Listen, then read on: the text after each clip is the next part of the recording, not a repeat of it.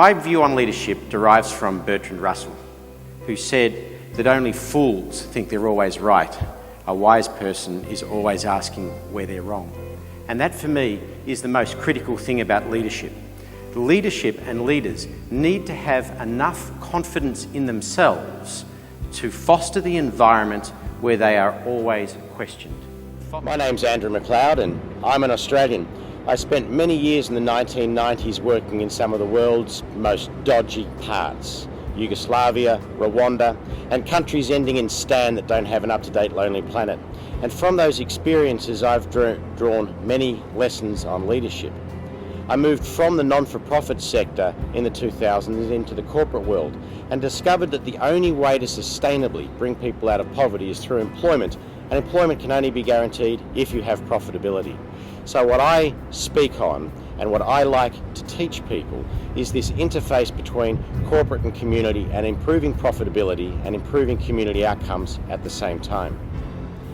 My leadership speeches concentrate on 6 or 7 key lessons learned from the Pakistan earthquake response or the Rwandan genocide, and apply these lessons not only to the non-for-profit world but to the for-profit world. Great lessons in life. In the Pakistan earthquake relief, let me tell you what we were faced with. In 90 seconds, a magnitude 7.6 earthquake destroyed 500,000 homes, made 3.5 million people homeless. 8,000 kilometres of roads were destroyed, 800 hospitals and schools. 75,000 people were killed, 140,000 people injured, 6 weeks before a Himalayan winter was about to dump 20 feet of snow on top of all of these people.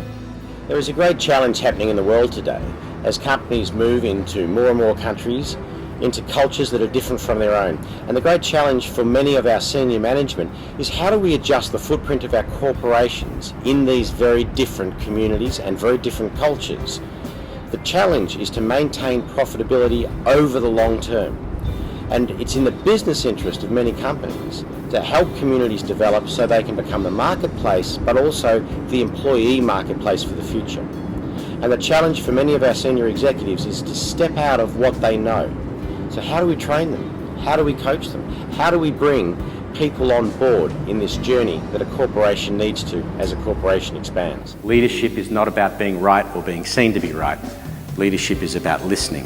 Leadership is about bringing people in the right way for the right team. Thank you for your time in listening to me. Life has given me the experience of highs that normal people don't have and lows that normal people don't have.